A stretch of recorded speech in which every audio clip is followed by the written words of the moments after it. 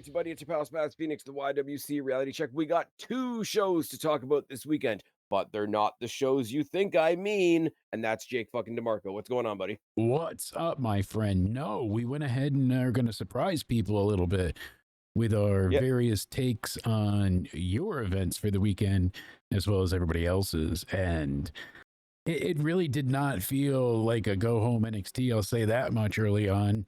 As far as news of the week goes, WrestlePalooza is it, baby.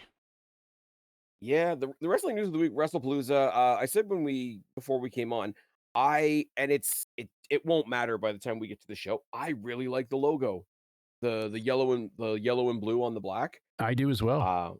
And it's simple for now. I'm sure there'll be a better fight graphic when we get closer to the show and there's stuff. Here's the thing, much like this weekend, I'm going to a show that night. I'm going to All Out in Toronto. I'm going to come home and watch the WWE stuff later. This Sunday, I'm going to a different show. I'm going to come back and watch the WWE stuff later. It's not a problem. We can have lots of things. No, we can't. Anyway. You know that. We're not allowed to. Anyways, I think it's cool. I guess I should sort of throw it to you because it doesn't really affect me. What's your we never really got a chance to talk about this in the pod in the past couple of weeks. What's your take on the whole ESPN thing, being that you're down there and it's going to affect you? I am not thrilled. Potentially. So I already, you know what I mean? The way I have it for streaming and all that stuff, it's ridiculously expensive as is going piecemeal. And I don't have the bundle that's included with Hulu and Disney Plus anymore because you got ESPN with that. So now it's just strictly, Netflix and something else instead. I think Apple TV or some bullshit that came with it. But regardless, Peacock was always free because of the Xfinity cable or internet. And I think it was like $2 for no ads. And then from there, everything else was great. You had the whole content library, all the live shows. I guess NXT will still be there live on Peacock for now for the remainder of the year. I don't know what's happening going forward, but past that, I'm like, I don't know. You know, it's not a great feeling because having to pay more for the PLEs, like that's part of the reason I have a hard time with AEW. And thankfully, they don't do it as much as WWE does. But, it's monthly for them, but not at the rate of which WWE puts these things out, because it would be ridiculous if we had to pay this much every single time. I'm not thrilled. Yeah, and I don't want to rely on a VPN either, because then what you're limited to is you can only watch the content you want. Because if you're on any other website, even Twitter sometimes, like in order for me to watch NXT and SmackDown using the VPN, I have to be from the Czech. But now I can't be on most social media sites because they're not allowed there. So I'm hindering myself with handcuffs, not paying for it. If I use the VPN, so there's no real ideal solution or way here. It all just kind of sucks. That's the problem. It doesn't feel good any which way you shake it. You're just very limited as an audience, and now you're feeling even less of your value. I want to say, it's we're already paying for the shows and this stuff. You know what I mean? You have an audience full of people. It's not like it's a thing you're paying for, no one's there. So granted, it's just very it's troubling. It is. People are like, oh yeah, but TKO has been so infinitely greedy this entire time that it's kind of become disgusting, and that's part of the issue here. I mean, that's fair. I come at it from a very Canadian? very outsider. Well, yeah. Well, no, I'm an outsider on the issue in a couple of different ways because I'm up here in Canada. We're still going to have everything on Netflix. A lot of people are just their default right now is VPN. But also, there's not really any other sports that I watch. Like the closest thing to another sport that I watched was the Logan Paul Mike Tyson fight, and that was more or less because Spectacle Raw was coming. Sports, yeah. Not even that, really. It was really, for me, it was leading up into Monday Night Raw coming to Netflix in January. Oh, I get that. So it was a good idea for you to get Netflix and have it. But there's a lot of reasons for Netflix. Everybody just wanted to see, okay, what does live on Netflix look like? Oh, absolutely. They didn't care about the boxing fight per se. It was just a trial run before we got to Monday Night Raw. Yeah, that's what I meant by more sports entertainment. Not being much of a sports person, take okay, I don't want to say this, but like take out the effect that it's going to have on the audience for a second. As far as the size of the platform in sports terms, ESPN is pretty much like top of the heap, right? Yeah, they're massive. And like you said, though, I'm not watching other sports. I'm not watching baseball, Yeah. football, basketball. You know, Liz has got all her teams, Cody's got his, and I'm just like, yep, where's my wrestling? So I get ESPN for what? For the once a month that I use it? How does that seem worthy or worth it? At least on Peacock, there has been other streams. There's NXT, there's this, there's that, there's this, there's that, there's And this. it's not there's like that. the network where they had the library and whatnot. Yeah, they're not even getting any from. of those extra things. Like it's literally just, hey, here we are. This is what we got. Yeah. And I think so you're paying $30 a month you're basically back to almost a full pay-per-view rate to watch one show. yeah, and what drives me nuts, because you'll have an honest conversation, we'll have an honest conversation about it. What does drive me nuts, not to say that it's not a real issue, but like even a real issue coming out of a liar's mouth is still a lie. The Granted, people yes. out there, the people that are out there that are bitching about, oh my God, I can't believe we have to pay for this and that. And it's like you talk to them and you can tell they've never paid for anything. Like they've Yeah, probably got a pocket full of pirate websites and have never paid for a single thing. It's just exactly. like Like it feels that way. or you want to look at them and say, you weren't there for the actual pay-per-view days, were you? Yeah, Like you missed out you on want a lot, right? but I don't know, like from my point of view, it's always been like whenever a TV deal changed, like whenever SmackDown's going from Fox to USA to something else, and it never changed for us. It stayed on Sportsnet Yeah, pretty much the you whole. guys pretty much endured to one the entire time, which was always And beneficial to you. it was all three shows as well. Exactly. We, on So the when other they hand, talked don't about get that. We're piecemealing everything: Raw, NXT, SmackDown, AEW. Every single one of them's on it. You know, it's Max, it's Netflix, it's okay, CW, it's here's where I got to USA. say though, like you can't come down on WWE for what channel another company's on. And I No, know but I know that's not what you're doing, but it is another thing. Oh my God, there's so much to like WWE needs to leave us alone. There's so much that we're watching in the week. We're watching this on Monday and this on Tuesday and this on Wednesday. Hold on. You yeah, can't blame WWE if you decided to watch AEW or exactly. No, TNA I get or it. And MLW or that was anything one of like the that. things I want to talk about on stream. We didn't get the chance to mention is that Shockwave is coming, and it's going to be their new flagship show, and it's going to be on Mondays on HBO Max. Fuck off, really? I swear to Christ, that was the news that I was just reading on Twitter before we started. Oh God. Oh my God, I'm so sad that we have to talk about other things now. Right? Because I'm still looking into more of the credibility of this. I'll give you a better, full shot scenario of it shortly. But we're gonna do a separate pod in the next couple of weeks, strictly really on delving into that. But that's really interesting, diving right? into the counter programming topic as a whole. But the more I hear about this shit, the more I'm just like, please let the rumors of the Wednesday Night Impact be a thing. Yeah, Because AEW Shockwave. if they get smoked on Monday and Wednesday, I'm gonna laugh a lot. It's just gonna be what it is. Anyways, it's a whole separate conversation of like TNA being able to expand themselves and get themselves up onto a bigger platform and whatnot. I just want good things for TNA, but again, that's another pod I for mean, we don't another know if day. that's true or not yet. Nothing's No, confirmed. It's all trust me, bro stuff. And even if it's not confirmed, it's still the fact that they have this trademark out there. They have these things, and they moved initially to Wednesdays because they wanted. That's when, and you know what I mean. NXT was going to be on NXT was on Tuesdays. Wednesday. It was What originally I on hate, Wednesdays, and what then I it was hate. supposed to be Tuesday Do you, Night Dynamite. do you know the argument that I hate? And it's like, oh yeah, NXT. They heard that Dynamite was going to be on Wednesday, so they got in 2 weeks earlier and got themselves a TV deal. And it's like, okay, but they were on the network before that, and Yes, it was always on Wednesdays. And the initial reason they were always. dropped. Okay, here's my thing. I can't prove it. I'll be honest and say I can't prove it. But Yes, the big thing at the time was the WWE network was still relatively new, yes, right? you're absolutely right. And Still, it at the was. time, I mean, main roster WWE was in the shits. So the thing worth watching was NXT. The yes. thing that was making people get the WWE network was NXT, Yes, Black and because you could Gold watch back in the that day. live, and then you had this incredible library to, top everything off. Exactly.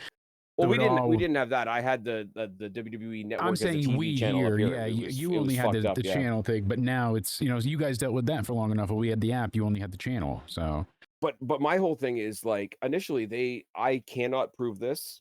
I'll be honest, but I've never not believed this. Right. The biggest thing in WWE right now is the new WWE Network. What's the biggest thing on the WWE Network? It's NXT on Wednesdays. Let's fuck with them. So yeah, they said, how about no? We're going to get a TV deal and we're going to drop it onto a proper TV channel. And they turned that into, oh look, WWE's counter programming us on the night that NXT already exists. yes. Because it was supposed to be Tuesday Night Dynamite. That's how it was signed into existence for them, and that's exactly what happened. And Yeah, it was supposed to be. Do they you changed it. remember the ads before the first episode of Dynamite ever? It was going to be like TND on TNT Mm-hmm. because it was supposed to, like you say, it was supposed to be Tuesday Night Dynamite, and then they said no, and then it's Yeah, like, that all was right, the we plan moved. with it. But then now you notice, like we moved to Tuesdays, and yeah, we got our asses handed to us. Like 2.0 was shit. Yeah, and We all developmental acknowledged was really developmental then for the most part. we all Yeah. acknowledged that 2.0 was shit, so we moved to Tuesday. They're still failing all on their own on Wednesdays, but you notice whenever they have to move Dynamite, they move it to Tuesday. Whenever they have to move Collision now, they move it to Thursdays Yeah. because TNA is now working with WWE, so you have to punish by association. Yeah, because they have to destroy, It's obviously.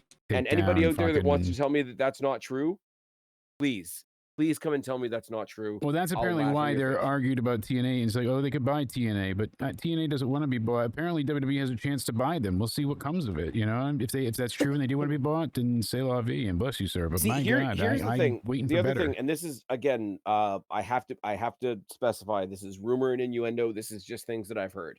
WWE is not buying TNA, Yeah. but WWE have the first rights to put in an offer if they choose to, Yes. and they can intervene somebody else from buying TNA, which is pissing all the AEW fans off right now because the TNA deal right now with WWE is working. If TK wanted to be spiteful and buy up TNA to fuck that deal up, WWE could say no. We're actually not going to let you sabotage us again. Exactly. Go be mediocre in the corner.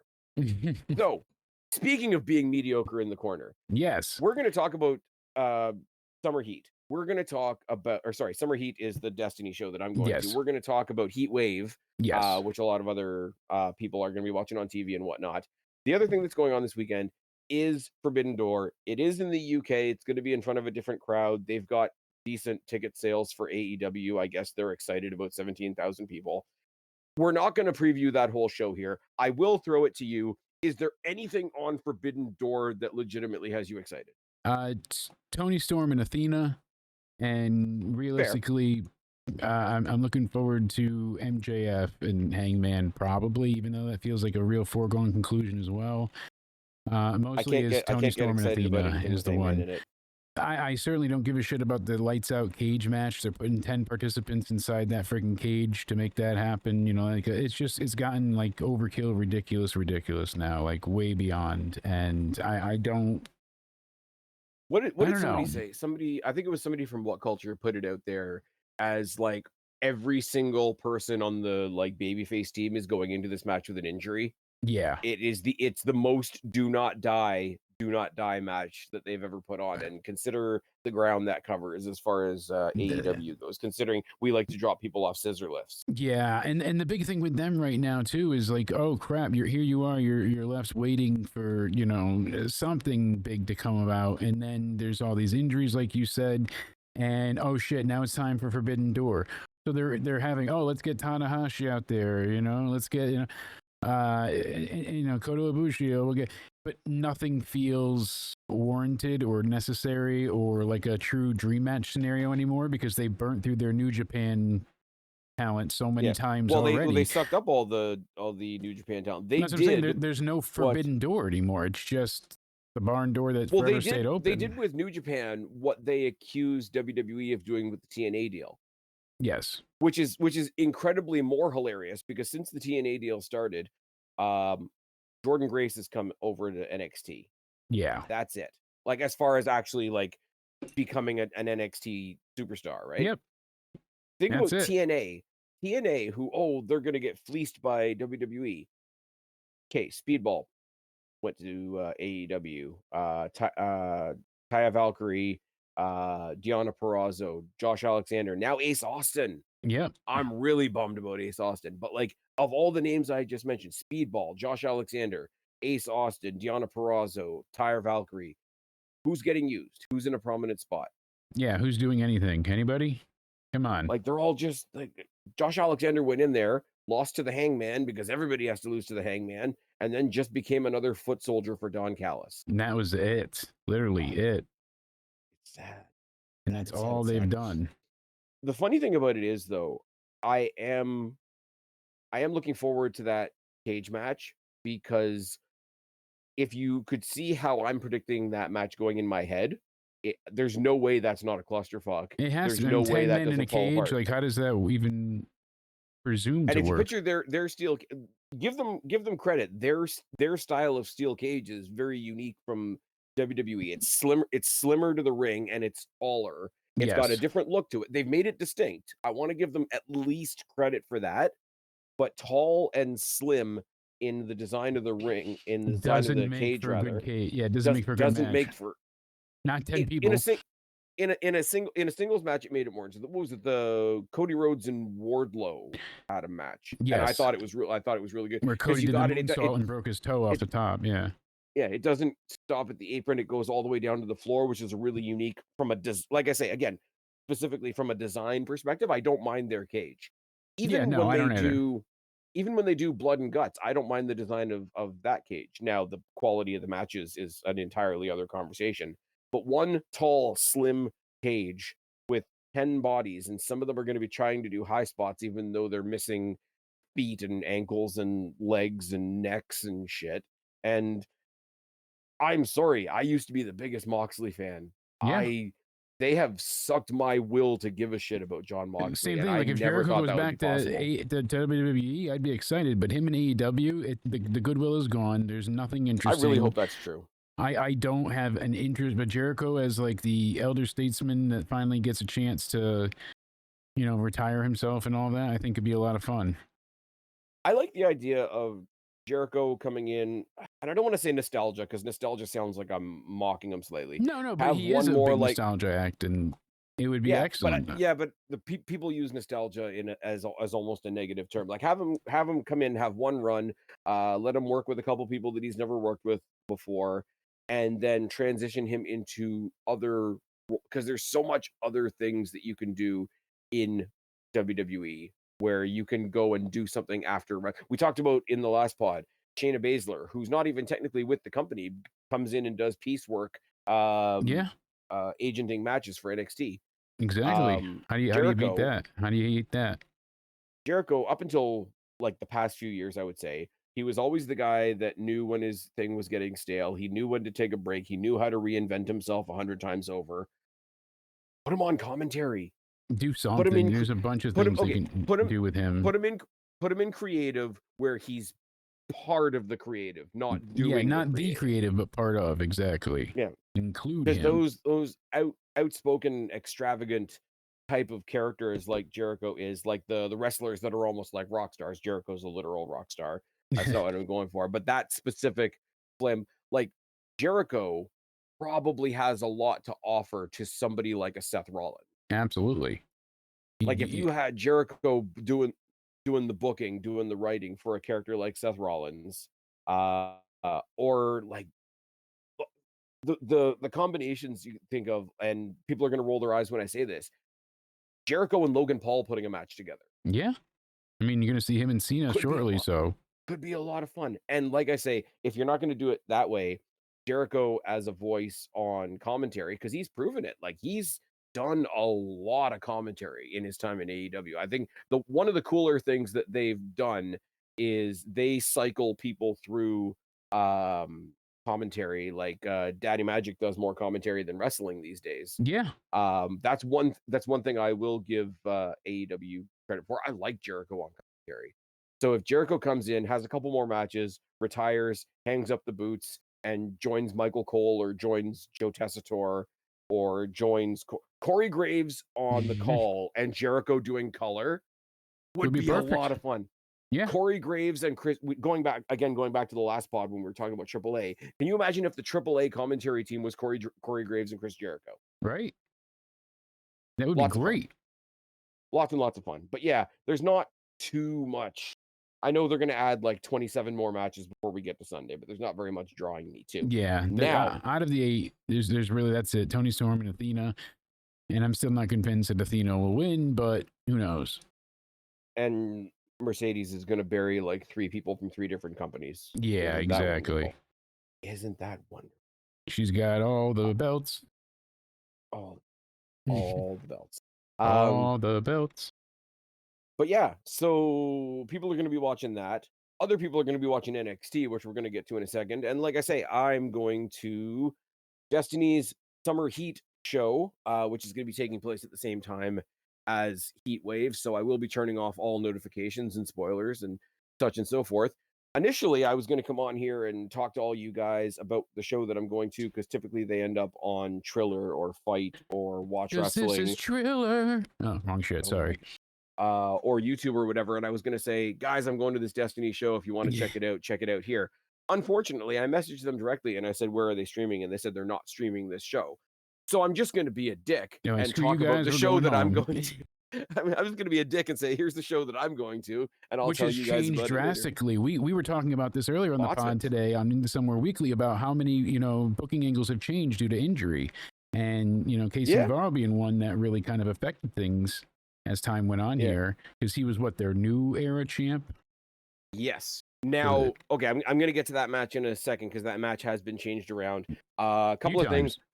Destiny Wrestling, very, very tightly tied to TNA. So one of the things that we know is happening on Sunday is George Iceman, who's now known as the personal concierge on TNA. George Iceman, who used to run Destiny before it was handed off to Emilio Albi, who's running it now, says he's going to make an announcement at Destiny that will shock the wrestling world.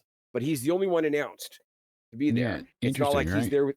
It's not like he's there with the Elegance brand, no, or anything like that.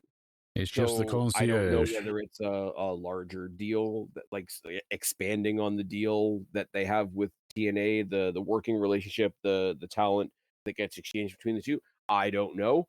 Maybe Destiny is being announced as a WWE ID fed, which would be really, really cool to see. But yeah, it's really cool for me. Yeah, that would be awesome to see George Iceman, who I've spoken to. I've had the chance to shoot the shit with at some of these shows. First of all, showing up on TNA, but then through the TNA NXT deal, seeing Iceman on NXT, even though this week's NXT was not the greatest in my opinion. Yeah. Really, really cool. And it's just one of those, and I know I bring this up every time, but he's so good at playing a dickhead on TV, and he's such a chill dude as far as the dude that I've gotten to talk to a couple of times. Every time I see him, it's like, you're great at being an asshole, but you're not an asshole, so it's funny. You're so not the heel. Yeah, this is not how we pictured things to be. Exactly. Yeah. But no, it's really cool to see now that he's the guy that used to run Destiny, but now when I see him at a Destiny show, it's like, hey, you're that guy from TNA, you're that guy from NXT now. Yeah, here you are. You're supposed to be and all that sort of thing. So it's just one of those we're not developing parasocial relationships with people, but it's like, hey, there's a good dude that's done good things for me. Now he's on TV doing more good things, and more people can see it. So yeah, happy for that guy. Can't wait to see what his announcement is. Can't wait to see what his shock to the wrestling world is. We do typically get the odd, celebrity autograph signing, meet and greet type thing. Which is pretty cool. The Godfather is going to be there, and the Powers of Pain are going to be there. The Powers of Pain and the Godfather is an interesting one. Yep. So what a combination, huh? So be chilling with the Godfather. Maybe he's brought the Ho train to Destiny. Don't know what that's going to be like. Now, getting into some actual stuff.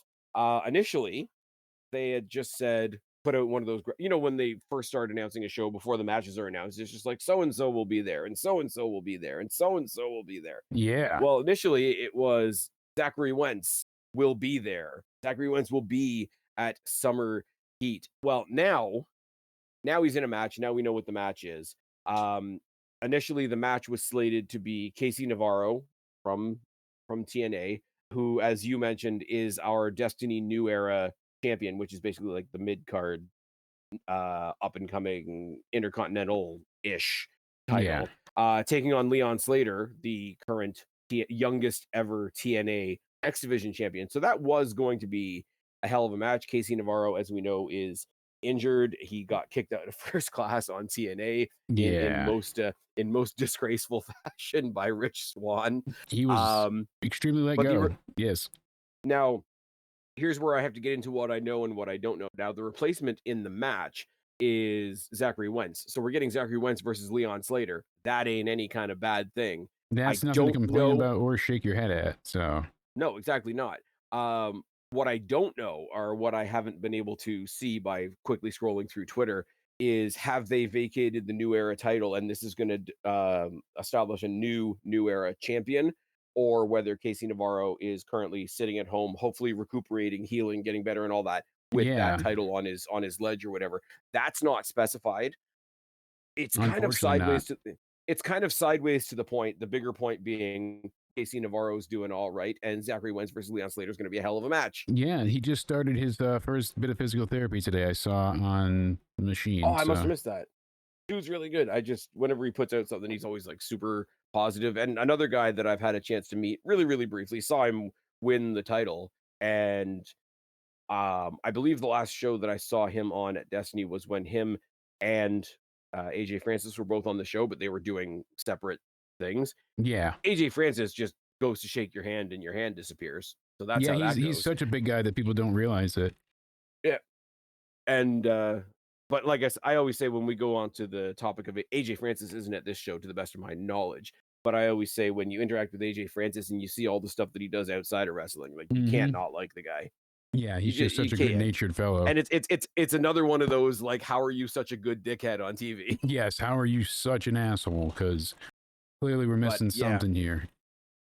I'm going to say Leon Slater, especially in TNA, they crowned him the youngest ever TNA X Division champion. They had AJ there for the night, putting him over. He's clearly got a rocket strapped to him. I got to go with Wentz, man. I just like Wentz to as well. I can't go against any member of the Rascals typically, and and it is one of those, like, I'm not going to divert like we usually do into the anti-cancel culture stuff. But we know why MSK was booted from WWE, or at least he was booted from WWE and broke up MSK and all that sort of thing. But it was almost better in a way. Like, it sucked that it happened, but I feel like he's been better since we got him back in this form. We stumbled on, like, the thing about it is he went to TNA in. This goes into that muddy area of, I wasn't really watching TNA when it became Impact, and then I started going to Destiny shows. I only saw highlights, and I figured out that a lot of people that I was really enjoying at Destiny were also in TNA, like Ethan Page, like Josh Alexander, like Trey Miguel, etc. Trey Miguel became our what was the title before this called? Before we had what we have now as the Destiny New Era Championship, it was the Destiny Next Generation Champion, and he actually won it in a match down in New York, I think, but they didn't have the belt yet. So when they came up and he had his first defense back here in Mississauga, and they actually presented him with the belt, I didn't see him win the title, but I saw his sort of acceptance speech. Yeah, and that was my introduction to Trey Miguel, which is very cool. Then where I turned over to TNA was where this is what the Rascals is. This is, those are those guys that I know as K. Yeah. Hopefully all three. I was the one saying I helped Trey Miguel get signed to NXT because, as an NXT fan, you kind of get that scavenger mentality after a while. Yeah, no, certainly. You really do. You can't help but get that feeling of like, well, where'd you come from? How do I see more of you? What do I do more here? I really like these guys, like this has to keep going. Yeah. Well, it's like going, I mean, they haven't used her very well, but it was like when we first heard Deonna Purrazzo was going to AEW. Yeah. Am I a super big fan of AEW? No, but like on the objective side of thing, here's a wrestler that I really like that's getting a potentially much larger stage to do her thing on. That's awesome. Yeah, can't beat that for somebody to get a Like if they were spotlight. featured, like I put we've talked about this. I put AEW on in the background while I'm editing, if nothing else, or I watch it with the Wrestling Yeah. for Life guys, right? But if they were featuring Deonna Purrazzo more, like if she was out there in the forefront with Toni Storm and Athena, and who's the new one? I think she's Will Oh, Ospreay's Steel. partner, I forget. Windsor. Yes, Windsor, and I then like her so far. I hadn't Alex seen her Windsor, before. and then Yes. there's somebody else I forget too every time. Yeah. Well, there's Camille Camille, and a couple yeah. of other I know people. there's somebody else Oh, that just added, is what I'm saying. Tekla. Yes, her as well, but Yeah, but like Deonna Purrazzo was not that there aren't reasons to watch TNA. Nobody get me wrong, but Deonna Purrazzo was a reason to watch TNA. absolutely. If they were featuring her properly, that would be a reason for me to watch AEW. Oh, no doubt Like about it. Deonna Purrazzo sort of passing that on to Jordan Grace, who passed that mantle on to Masha Slamovich when she moved over to NXT. Like these people are reasons to watch, and that's why I say, and it's not just a dig at AEW, but here's me who likes TNA, who's noticing a particular pattern with the people that have come from TNA specifically, and it's just like Speedball's doing stuff, Yeah, no kidding. put him in a tag title match. Do I think he's going to win? No, and it's not anything to do with his ability.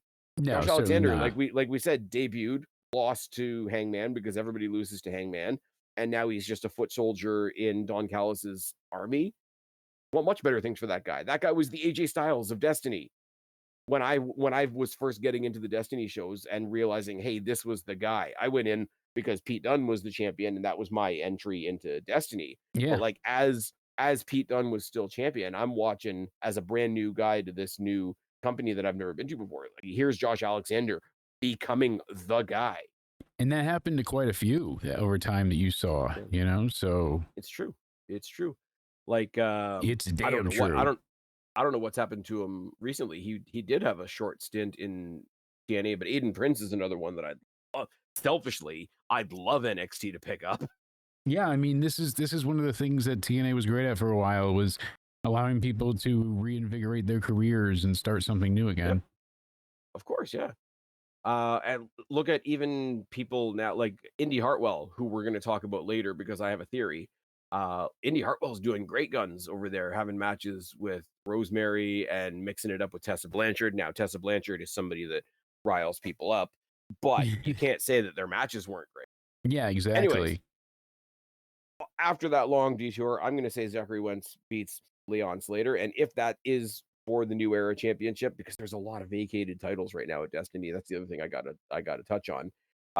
Zachary Wentz carrying around our New Era title ain't any kind of bad thing. No, that's certainly not. And especially with everything going on, it'd be a mood booster for sure. Exactly. It'd be like the Hardys carrying around the fourth rope tag titles. Yes.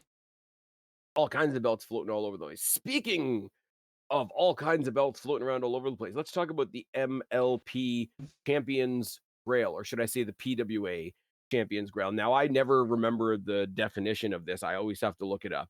The PWA Champions Grail is a shared title between Maple Leaf Pro, Oceania Pro, and Qatar Pro. It's one title that represents three companies. Cool.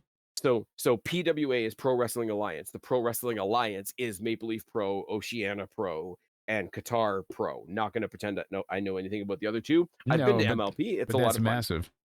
But their champion, Rohan Raja, who's pretty fantastic from the few matches that I've seen, the limited number of times that I've had the chance to see him both in person and on the MLP shows. Yeah, I've only seen very little. But he's taken on Moose. Yeah, that's going to be a match and a half, so. Again, I have to go back to the who did I meet when. It's kind of like when I mentioned MJF. MJF wasn't introduced to me by AEW. MJF was introduced to me in a match with Josh Alexander by Destiny Wrestling. Yep. Moose was also introduced to me. I mean, I had heard of him. But Moose was introduced to me by Destiny as well, because Moose came in and had a couple of hardcore matches with a guy you used to hear me talk about a lot, which was Hardcore Channing Decker. First time I got to see somebody put through a door instead of a table. because Yeah, it no pops kidding. louder and it's awesome. And the dude walks by you and you're like, that's a fucking skyscraper. That's what Moose is. Yes. Moose is a fucking skyscraper. He is just It's massive. it's very interesting to me, this one. Because Moose is in a weird position right now because they've sort of snapped their fingers and made him a babyface in the sense that he's standing up for TNA against NXT. But I think as soon as whatever the initial NXT TNA rivalry turns into, as soon as that fades, he's going to go back to heel Moose because heel Moose is awesome. And I don't really know how babyface Moose works. I don't think anybody So does. he's sort of temporary babyface in this match. I don't think he's winning. I think it's just going to be like really, really good exhibition, really good showcase for Rohan Raja, really good showcase for the MLP, the PWA Champions Grail Championship. I don't know if there wasn't other like vacant titles that we need to talk about being established here. I might be more inclined to lean towards a title shift or Moose being a more heavily featured person in the MLP category. But as much as I would say, oh, cool, Moose is going to kill somebody, Yeah. as sure as I would be about that is exactly why I'm not sure about it at all. So I'm going to go with Rohan retaining on that one. Yeah, no kidding. I think he will as well. I think it's just a fun match, and that's all there is to it. They got Moose, and they're going to be like, hey, look what we can use. Yeah. Now, and my phone is buzzing because I didn't turn the sound off. That's freaking fantastic. We got two main titles that are vacant at the moment. Want to start with the men's. Dijak had it, and I don't know why he doesn't have it anymore. Something happened somewhere in the mix, and then all of a sudden the announcement was made, hey, vacant men's title between so and so and so and so and so. Okay, I guess there was some kind of conflict or Yeah. something. I'm not going to pretend I know what I don't, but it's the vacant Destiny World Championship, Destiny World Wrestling Championship being fought for with Stu Grayson, commonly known from the Dark Order, and Tarek, who's I don't know where he wrestles other than Destiny, but he's sort of becoming one of the guys. Um, Makes very sense. fun, very fun, very easy guy to watch wrestle. Like if you picture Jey Uso yeeting, right? Yes. Tarek's thing, and it's literally in his entrance music, is punch kick chop. Like if you look him up on X, I think it's punch kick chop Tarek. That's funny. So what you get is the awesome simplicity that wrestling is sometimes of people just chanting punch, kick, chop, and that's what he's doing in the corner. And it's almost like the simplicity is the fun part. Yeah, it's But nuts crazy. don't let me saying that imply that the guy is like a super simple basic wrestler because he's Yeah. not. But there's just a lean into that, and really really fun guy to watch. Um, as more of a Destiny like household person, I'm pretty sure he's going to get the win. He's going to be our new champion for a while. That'll be pretty cool. Don't know what happened. Like I say, don't know what happened to Dijak. For all I know, you could get a pissed off Dijak attacking him after the match or something. Yeah. But I don't know what the situation is there. Stu Grayson is Stu Dijak Grayson. sounds very Nothing. hot and cold. Like sometimes everything's great, other times it's all drama. So Well, but also isn't he's tag champions with Bishop Dyer elsewhere as well, is he not?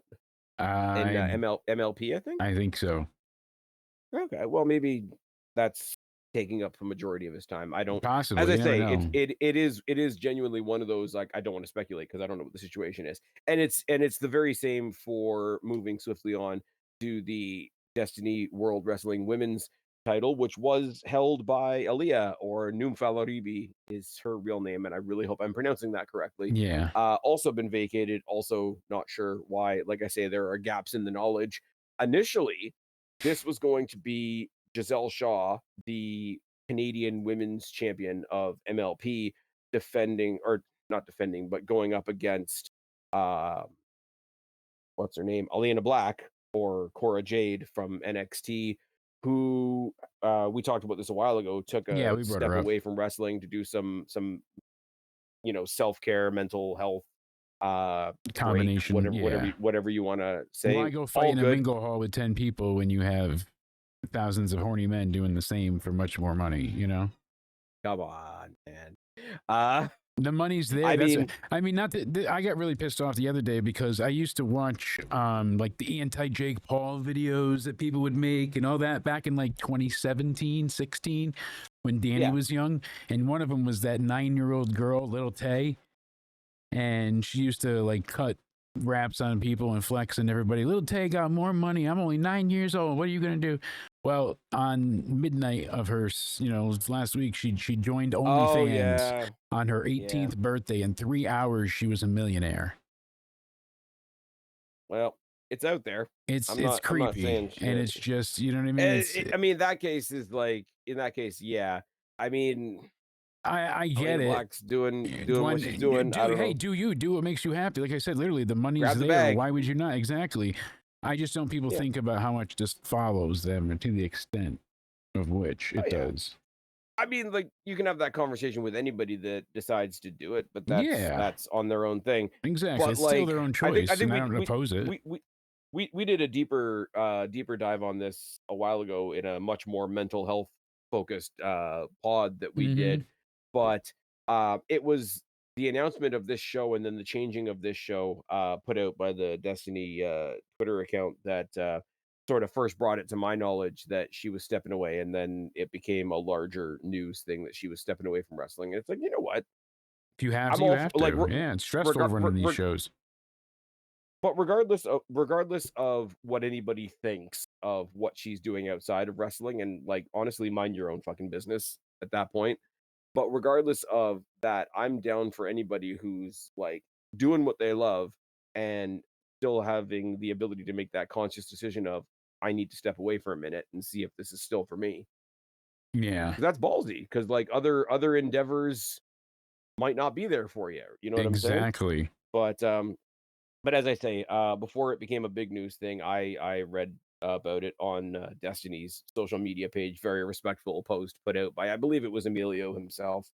Um, Eh, so hope she's doing all right. Hope we get to see her eventually if that's what she decides to do. But sending love but out. I want to send love out to Trish Stratus, whose mom just today passed away from cancer. So that's a rough go oh of no it, and I'm way. terribly sorry to hear that. Oh fuck. T's and P's to my fellow Torontonian. That's I don't even have anything to add to that. That's Yeah, rough as I didn't shit. want to bring it up, but it fit in the perfect spot there with us, Yeah, that's fine. So That's fine. those thoughts and prayers Nah. to her, because I mean, really, what more do you say? But it had to be, you know what I mean? If it has to happen, you got Yeah. to say something. So, Yeah. See something, say something, and all that kind of thing.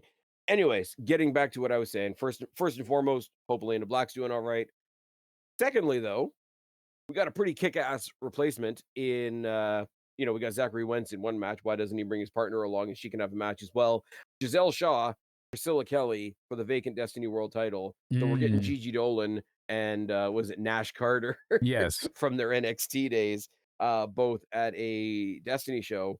Um, I don't know, man.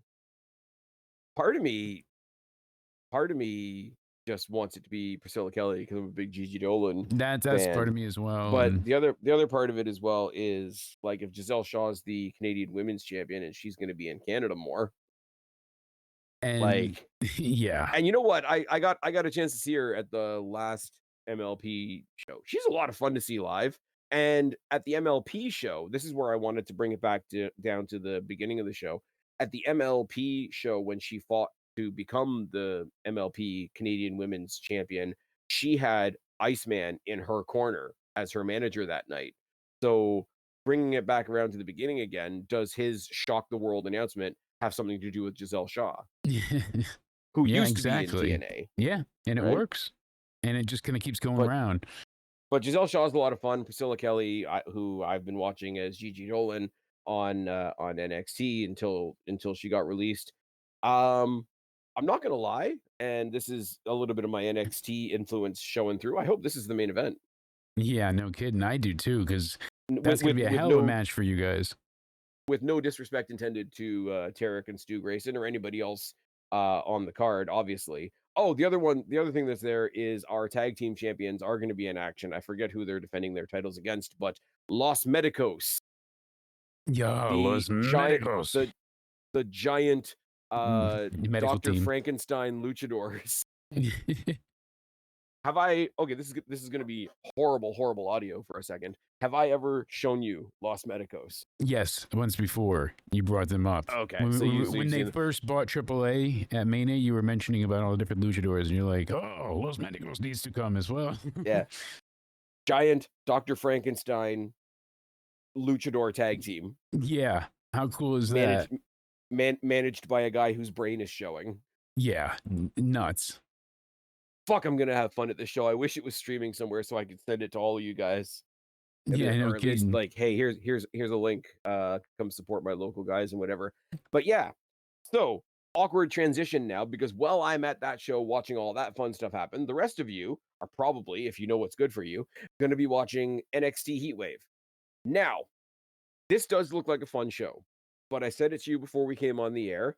This does feel like a show that's waiting for other shows to come along. Like it feels like we're moving Yeah, some it just pieces feels like around it the board. works. It works. It absolutely works. It's going to be a good show. They've put together some great Absolutely, that's matches, what I'm saying. Like, but it's just even with all the changes and every way that they've had all these craziness happen and delays and mishaps, it's pretty nuts. So, but in the context of NXT and in the context of Heatwave, it doesn't feel like a gigantic show. It feels like a fun show. It feels like a show that WWE has put together yeah, to set up some bigger things for later on down the line. Now, I don't mind that, but it changes my mentality going in. Like Clash in Paris, for example, is going to be a lot of fun. We're going to have the Paris crowd and whatever, but we're be thinking of, you know, Crown Jewel and WrestlePalooza and Survivor Series, and Paris is going to get us there. yeah, Heatwave, very much. Now, keep in mind, I was at Heatwave last year as part of Money in the Bank weekend. yep. But Heatwave this year very much feels like a pretty solid show that's meant to get us somewhere else in the future. And I don't think that's necessarily a bad thing. It's So, not. No, it's ended as up working out well, and hopefully the mental health side of things are fixed. And yeah. I don't know. Now, as we go into it, as we go by match by match, now I have to imagine that people that are sitting at home and not necessarily coming to the Awesome Destiny show like I am, um, are potentially going into this already like 4 or 5 hours of AEW in. So I don't know where people's what do you want to say, like adrenaline endurance, uh,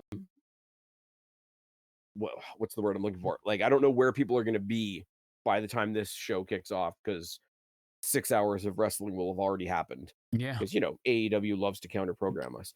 Moving swiftly. Okay. I'm gonna go first on this one because it's one I'm having a bit of trouble with. Okay. Jordan Grace, Blake Monroe. So I really like Jordan Grace. I think she held up TNA for a long time, respectfully. Blake Monroe making the transfer over from AEW after the cool feud that she had with Tony Storm. yeah, More character than wrestler. Like, not that she was a bad wrestler, but she was doing a lot of character work. Jordan Grace was in TNA was doing a lot more. Okay, anybody else come talk some shit to me, I'll just kick your ass. I like both these wrestlers, yeah. and I can't put my finger on why. I hate them together. It's just this is Like, one of the things that's not working. It's not clicking. It's not gelling. yeah.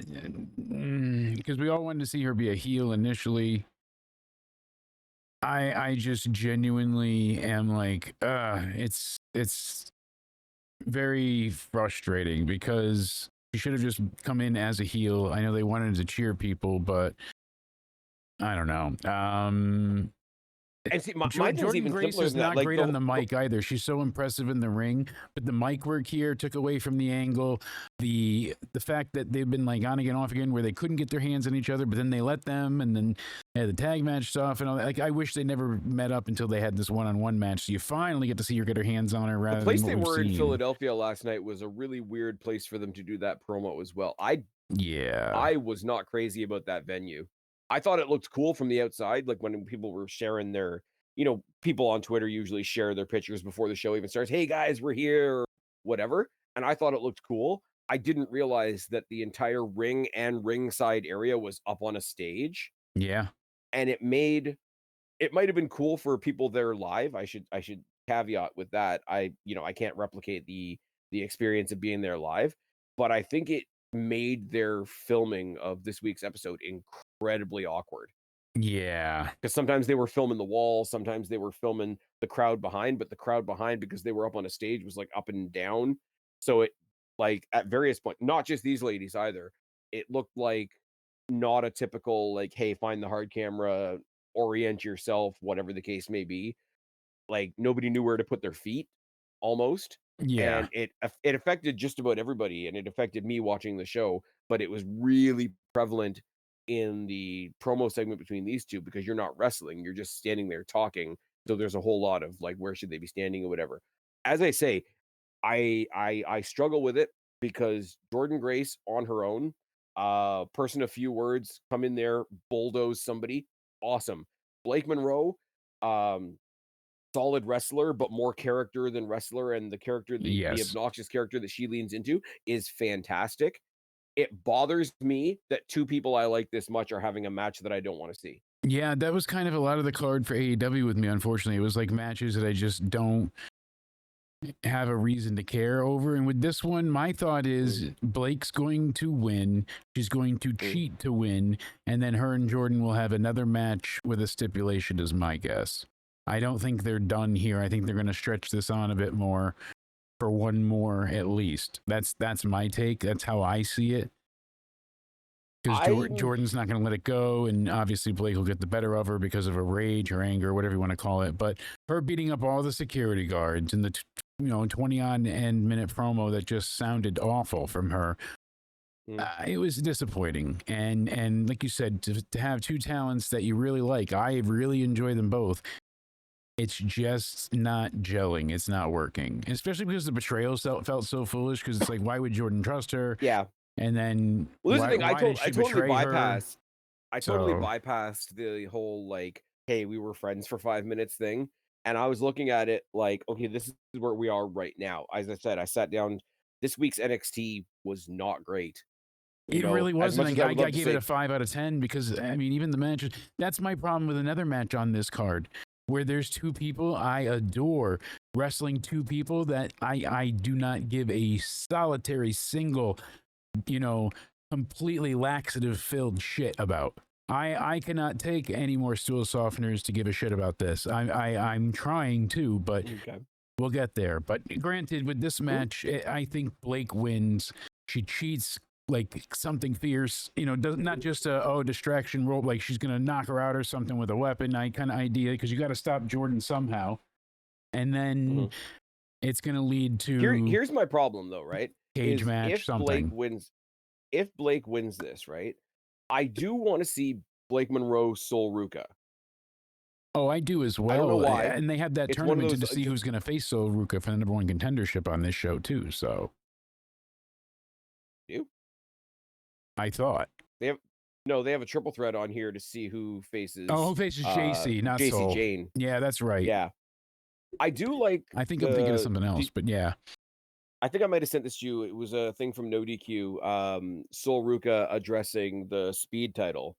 And I thought it was kind of cool because no, I'm right as well. Kalani Jordan, Jada Parker, and Lola Vice have a triple threat for the #1 title, not contendership for the North American title as well. No, it's for the NXT title, dude.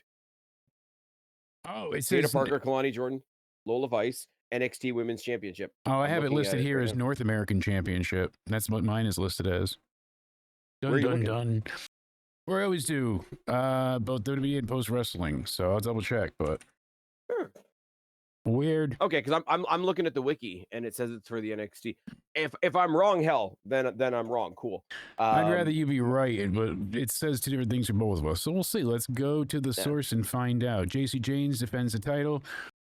Kalani Jordan, Jada Parker, Lola Vice clash, #1 contender, triple threat. Yep. No, you're right. So mine is written wrong. It just says I don't know why it says North American for that one, but yeah. All right. So no, you're not crazy. #1 contenders 4. So that also screws up some of my plans then. lividly so. Anyways, no, the but reason I brought up Sol Ruka is she mentioned the speed title, and even with the guys, like they didn't wear the speed titles a lot on the main roster shows because it was in a separate universe, they said, because it was specifically for X. yeah, And but in an interview, like, because they stopped doing it, like there are no more episodes of Speed. And she's like, well, nobody's really told me what they're doing with Speed just yet, but until they take my belt away, I'm gonna walk out on TV with 2 belts because I can. I'm like, that's an awesome attitude to have. exactly. No, she's not wrong. And if she can defend the speed title on NXT, that's great. But they kind of just like got rid of it. No, but so even if she doesn't, like, her to walk around, and I don't think she's saying this in a snarky way, but like, no, but she's still the double champ until it's officially done for. I have 2 belts until they tell me I don't. Why wouldn't I walk away with 2 belts? Until they retire it or they do something different with it and move it to somewhere else and strip her of it. Like you said, you're a double champ. Stay that way. I really like Sol Ruka as well. Sol Ruka, Blake Monroe would be a lot of fun. I'm not so sure Blake would even go for the mid title though. I see her supposedly her contract is like how Jordan's is scripted and worded, just like Stephanie's was. It's not a long-term thing in NXT, and they're getting paid more than the standard NXT talent. So Blake's they're not to be a dickhead, but they're not coming in. Yeah, they're not coming in as newbies. Exactly. Like, they're I'm not. sorry if you just join the PC, you might be the best wrestler in the world 5 years from now, but you're not Jordan Grace right now. That was my argument with Cody when he was trying to say like, oh, pick Roxanne over Stephanie. I'm like, Roxanne is still green. She was great on NXT. Don't get me wrong. But Stephanie's been working at it at a top level for years in other promotions. And you know what I love? My introduction to Roxanne Perez was when she was still Roxy and there was no ROH. So she took the ROH title to Impact to lose it to Deonna Purrazzo. Yeah, right. Before she went to NXT. With it.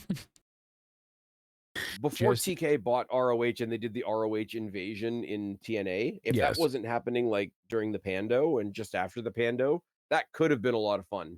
Could have been because what was it? Eddie Edwards' group, Honor No More. It would have been a great deal of fun, but unfortunately, the world got messed up from it. Because if they had the ROH invaders and, you know, NXT had Dark State, it's like NXT and TNA could sort of sit back and watch their invaders take each other out. Be like, exactly. All right, nobody likes any of you. Just fight each other. It's like the system. I'm laughing that they're the system's babyface now. I still don't care. I'm laughing that they're letting Cutler James stick with his dirty talk. But yeah, no, where were we? Blake Monroe, she might not be in NXT for a long time. I still would like to see her mix it up because there's a couple more interesting combinations for Blake Monroe in the mid card than there is in the main event. Like somebody like a Jada Parker, like just slapping the taste out of Blake Monroe, or even a Kalani Jordan from an athletic point of view, might be more intriguing short term than necessarily a Blake Monroe, JC Jane right away. True. Because if you put Blake up, like on the back of a win, sorry, I lost my train of thought there for a second. If you put Blake Monroe up on the win, put her right in the title picture, where's Jordan Grace going? Because Jordan Grace is the one I can't really see fitting into the mid card. Yeah, like, exactly. Jordan Grace is despite how she is on the mic sometimes, which is not always great. Let's just calling it as I see it. But like she is a star. Like it's very similar to the way that like Jade Cargill. I don't particularly like Jade Cargill on the mic either. Doesn't change the fact that she's a fucking star. Exactly. Like Jade Cargill isn't going for the women's US title. No. And, I mean, and that's the same thing I see here with Blake. I don't see come in there and boot Julia. I don't see the same thing with Blake going for anywhere near the mid card either, sadly. So it wouldn't be a bad idea, certainly. I mean, who better to take it from Soul than Blake as the heels, you know, but all in all, I'm not sure that I see it happening. Yeah, all I can do is say what I want, right? Exactly. Hank and Tank defending their titles against any 2 members of Dark State. And I loved, like I said before, Cutler James still doing all the, you know, innuendo gay stuff inadvertently is just hilarious because they got all the feedback from week 1 and they did it again week 2 and it was still just as funny. Then he gets into week 3 and he's like, "Yep, I'm still an asshole. You don't want to be behind us," that kind of. And I couldn't stop laughing. Here's the thing, right? They've already got 6 matches on this card, right? And it's breaking the WWE's typical pattern of 5. Yes. I hazard to guess that they add yet another match, right? But Dark State is 4 guys. Only 2 of them are going for the tag titles, right? Yes. Which leaves Joe Hendry has been around this. Wink, wink. Here's my thing. You had 2 surprise appearances on NXT this week, right? Yes. So do we see the 2 members of Dark State that aren't going for the titles go into a random like exhibition tag against Joe Hendry and Mike Santana? Just to keep both of them in the mix. I think it's going to be where Joe Hendry and Mike Santana come out to help, since they're not officially involved in the show, but they will get a very, very big reaction. That's my guess. But Hank and Tank helped both of them at various points. Yeah, so they would come and help NXT, them. So they would have that loyalty, yeah. And they even took on Dark State together, so it's like a real, they successful. It's been there before. Okay. Here's where Ava can do a little bit of Teddy Long, holla holla holla, playa. Hank and Tank successfully defend their titles, get a 4-on-2 beatdown after the fact. Out comes Joe Hendry, out comes Mike Santana. We got an extra tag team match player, U4 against U4.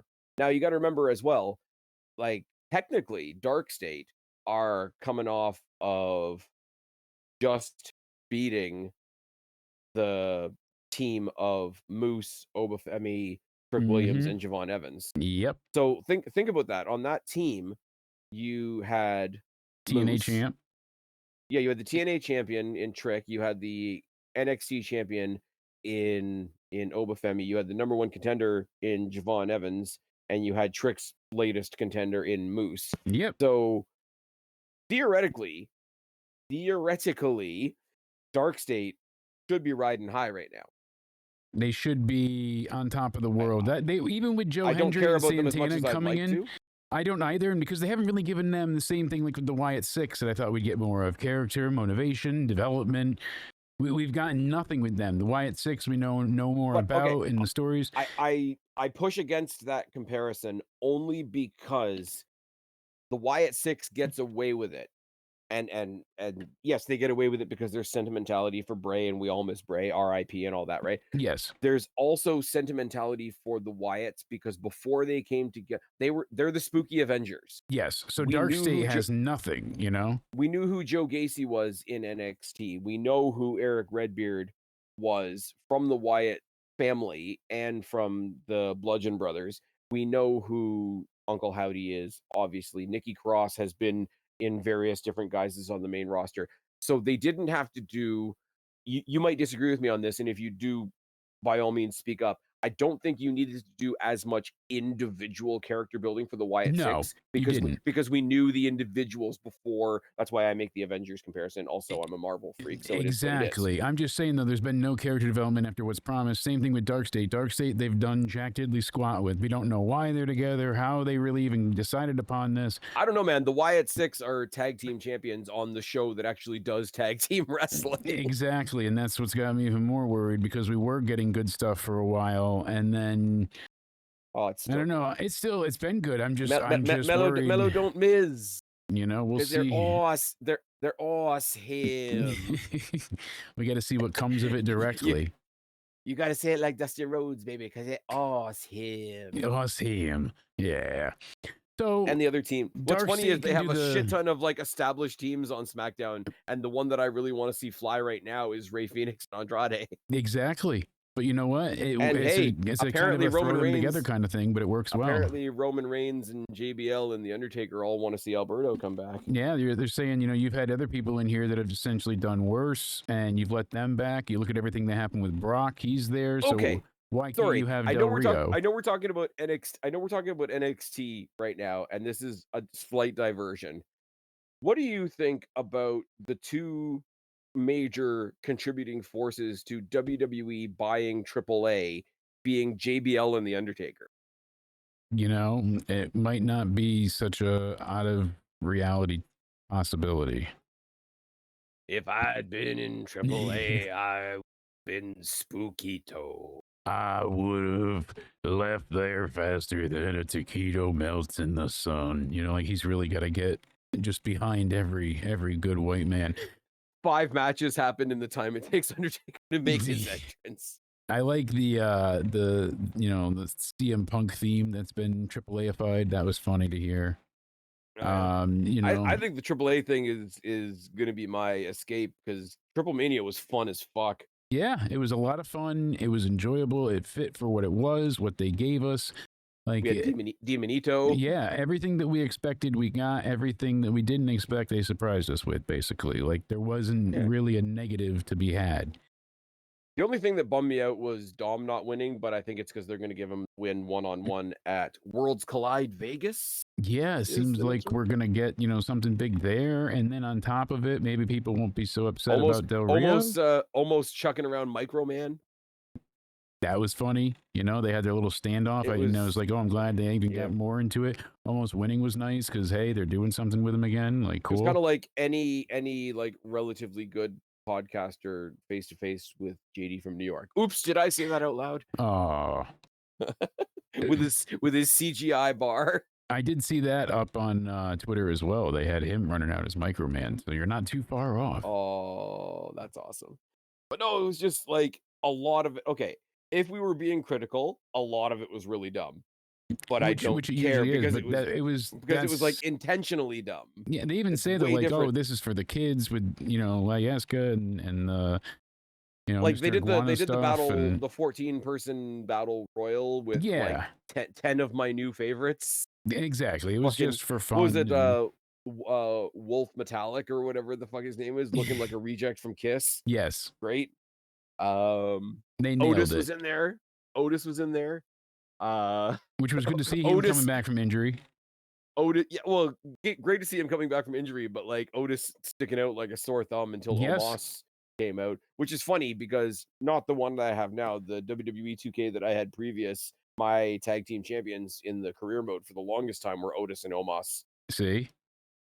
Go figure. It was meant to be. One's tall and one's wide. Ooh, oh yeah, dig it. But yeah, no, super fun. What's it called? Finn Balor bringing out Demonito. I can't believe that thing's $100, but yes. Well, I should believe it now. DKO. All the puppets. All the puppets. Just bring them all. The puppets. Him, Layeska, love it. Good bit. And then like random chick comes out afterwards and beats people up in a mask. Yeah, fine. Dominic Mysterio in his little gimp mask. AJ Styles comes out in a mask because AAA. You have to. It's illegal not to. It totally made sense, the fact that AJ would come in and screw over Dominic.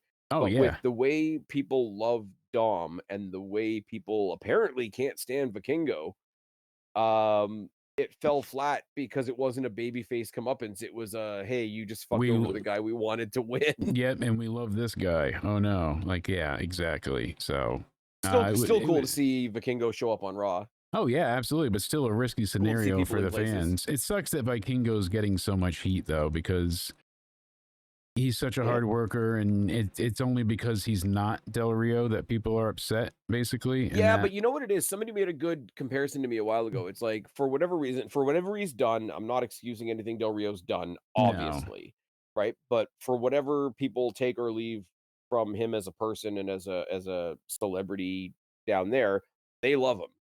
And they had to get rid of him quickly, so they threw his belt on Vikingo. So he becomes like the chosen guy. Yes. He becomes John Cena of 10 years ago. Yes. He becomes babyface Roman. Like, so I don't think I want to hope anyway. I cannot speak for the people of Mexico because I would need a translator and everything. But like, I want to believe that they're booing the situation, not the guy. He just becomes the personification of the situation. But it seems like it's a little bit more personal than that. It's got more of the Tony AEW Triple H thing than it does. But if they send Dom down there and they like Dom and they put the title on Dom, does that open the door for Vikingo to sort of cross over?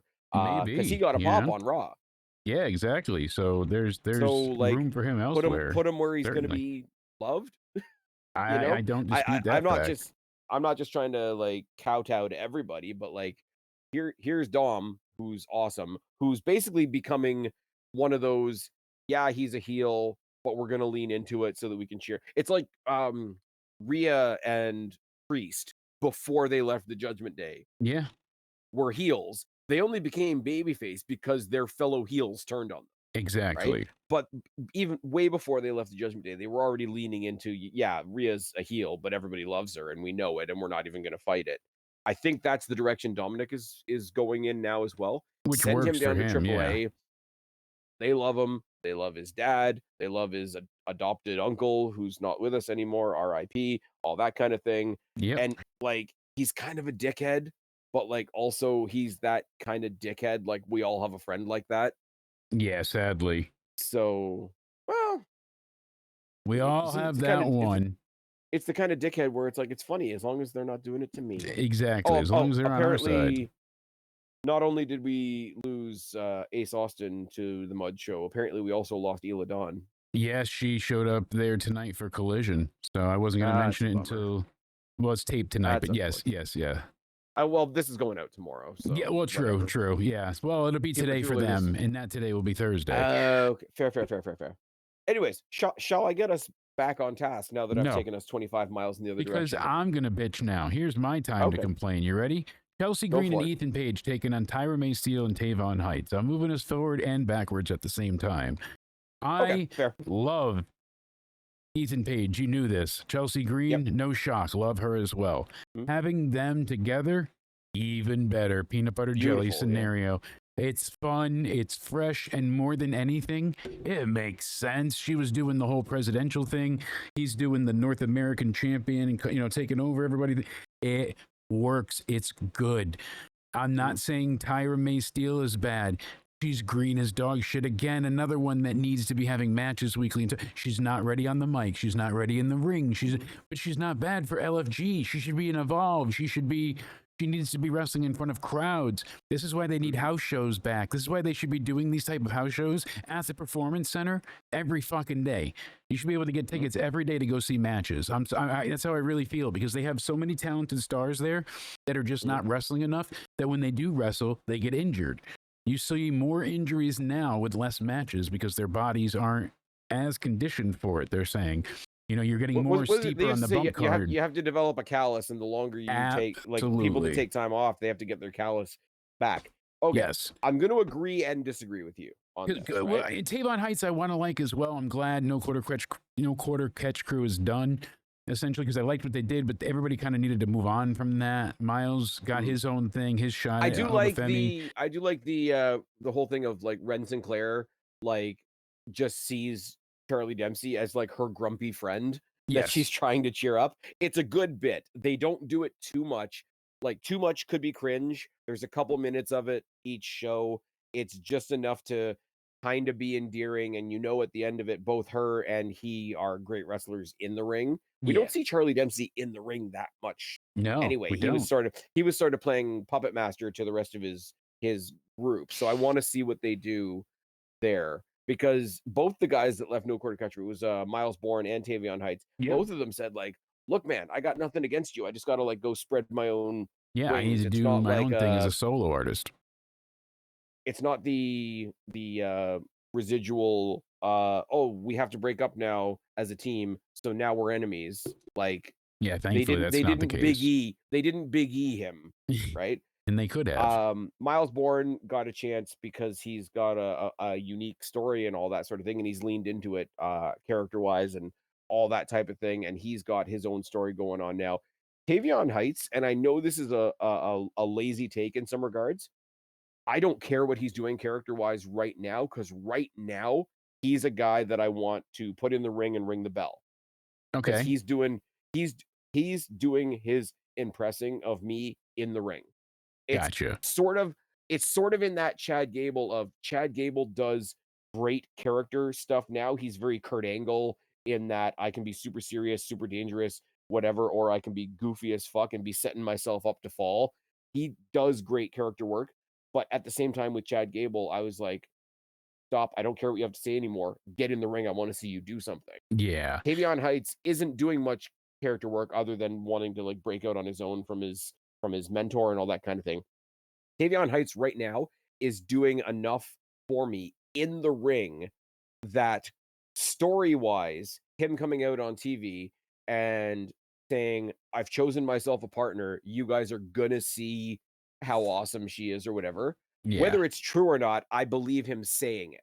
Okay. Like he's earned that because he's earning my fandom in the ring instead of on the mic. And if she's coming in with the Olympic, I don't want to say Olympic character because she's a legit Olympian, right? Yeah. But if she's coming in as a worker as well, another worker is going to make me watch how she works. Now, on the other side of the ring from them, the reason why this is such a cool match is you've got Ethan Page, who's a great wrestler, Chelsea Green, who's a great wrestler, and they're all character. And the contrast is going to make me watch Tavion physically in the match. It's going to make me watch Tyra May physically in the match because I've never seen a match of hers in my life. So I'm going in totally blind, right? That's going Yeah. to be my focus on them. And there's a little bit of that.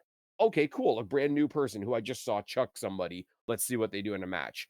It's going to be carried by the character work of Chelsea Green, by the character work of Ethan Page, by the story that Alba Fire and Piper Niven are on the outside, and these relative newbies. Because Tavion, as a solo wrestler, can be treated like a new guy because he's in a new stage of his career, and Tyra May is literally new.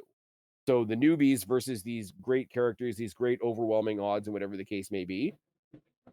I think Yeah. as far as like how you put pieces together for a match, they've done it pretty much perfectly. Caveat, it should be happening on a Tuesday, not on a pay-per-view. Okay. I can That's accept where that. I'm at with it. It's a really good match that I don't think should be on the pay-per-view. Like if this, like, granted the Philadelphia show was weird as we've already talked about, but if they put together this special Philadelphia show and this exhibition tag was the main event of that special, like, what did we used to say, elevated weekly episode? Yes. If this was the main event, I'd be like, no problem. Chelsea Green's coming down from the main roster, bringing her entire group with her. That makes it a main event. Ethan Page is a fantastic wrestler and he's a champion, and he's a fantastic character as well. That makes it a main event. Tavion Heights, just like his story's been sort of bubbling underneath. He followed his friend in leaving the faction and going out on his own, and it's a let me be independent story. And the guy's fucking fantastic in the ring. That intrigue makes it a main event.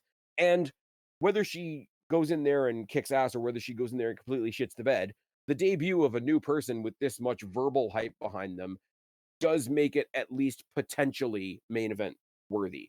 This should have main evented a weekly episode of NXT. I would have been all the way on board.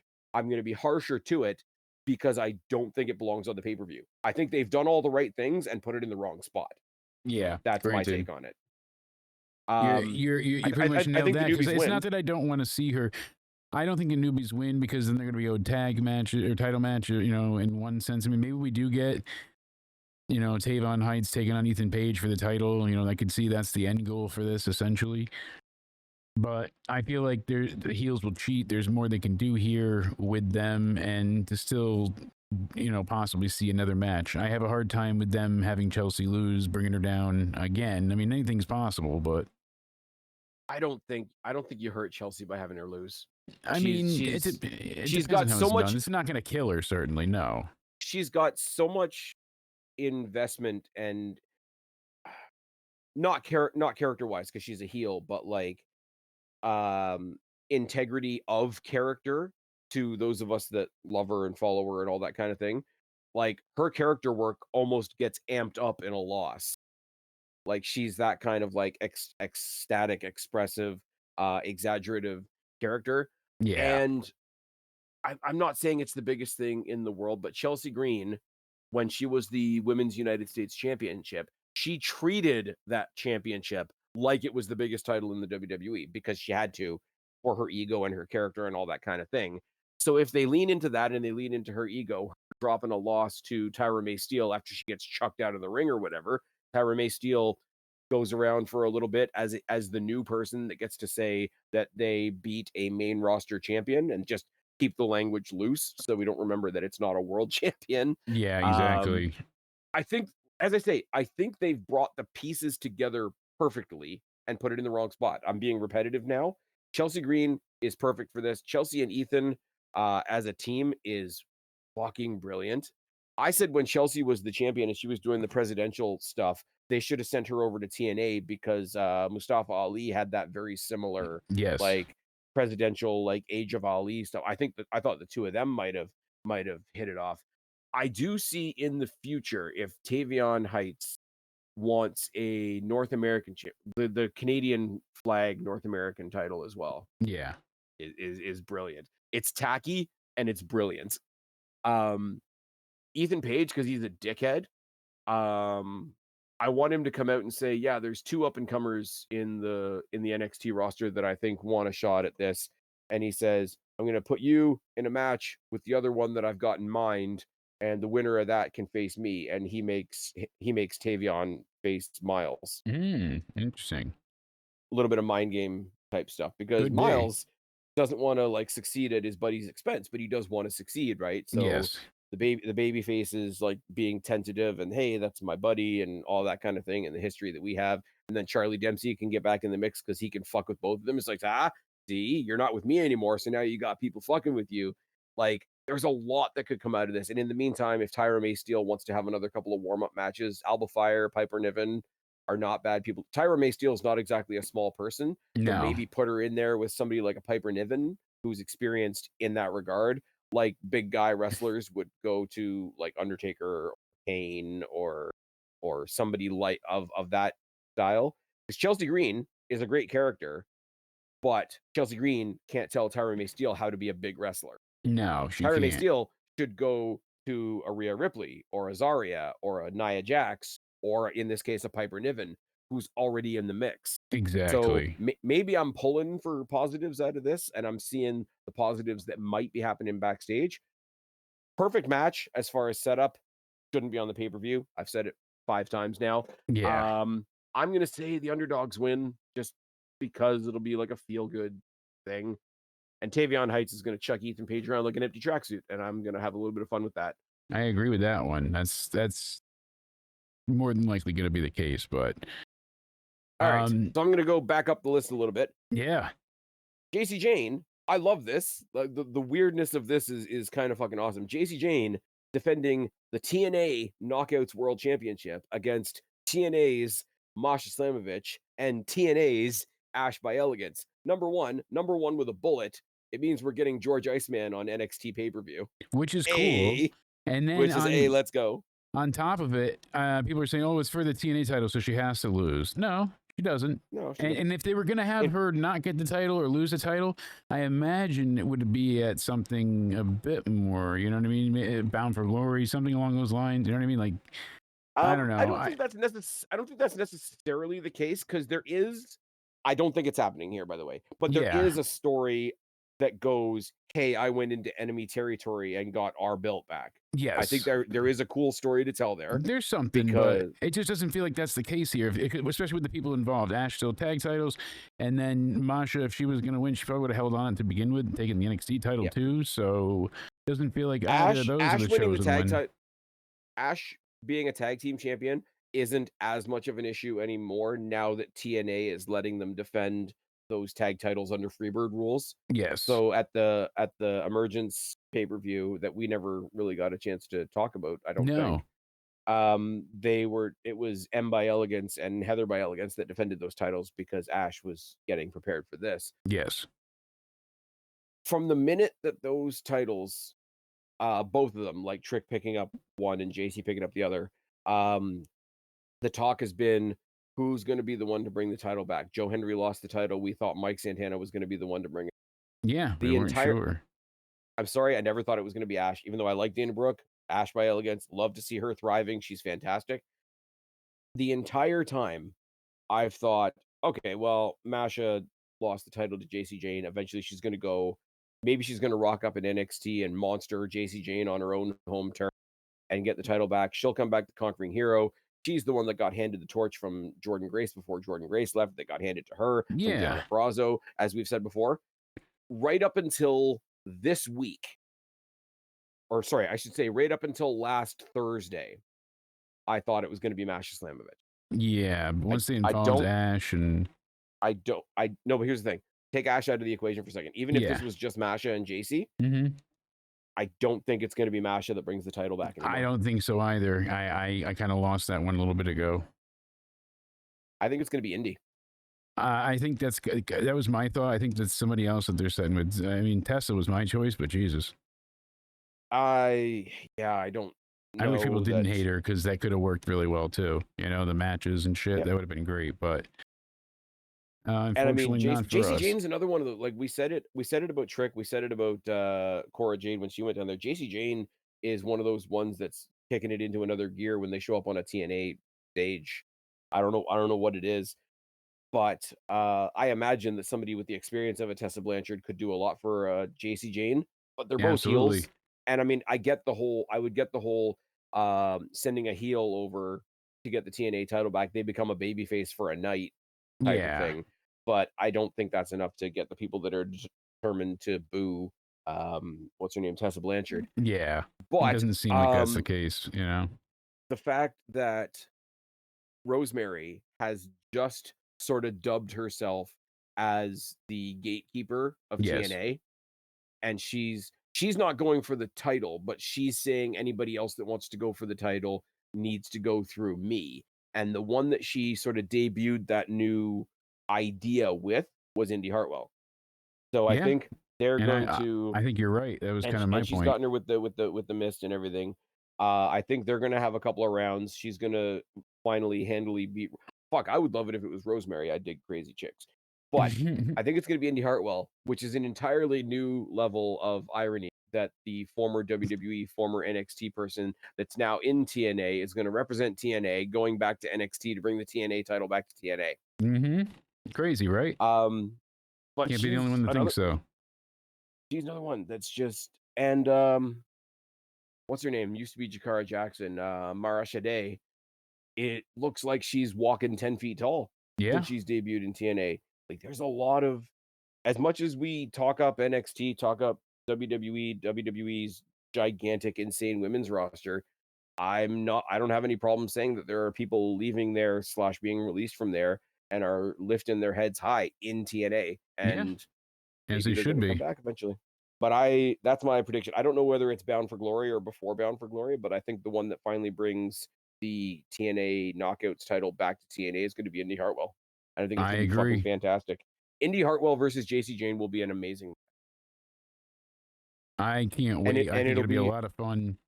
It'll be one of those ones where she'll walk in there as the heartfelt favorite, and everybody else, not necessarily that are friends with her specifically, but that are just they won't give her much of a chance at first either. No. But I'm seeing like other people in TNA who aren't necessarily friends with Indy Hartwell, but are sick of, hey, those people stole our belt. They took our belts. Exactly. They took our belts. So I think you'll get who is it? It's Lei Ying Lee and Zaya Brookside, who are teaming up a lot with whoever's going for the title at the time. They'll come in. They won't interfere. They'll be the ones to like knock out. Back her up, knock out Fallon Henley and Jasmine Nix. I hope Fallon Henley gets back into a title picture herself as well. Fallon Henley versus Sol Ruca would be another match I'd like to see. Yes.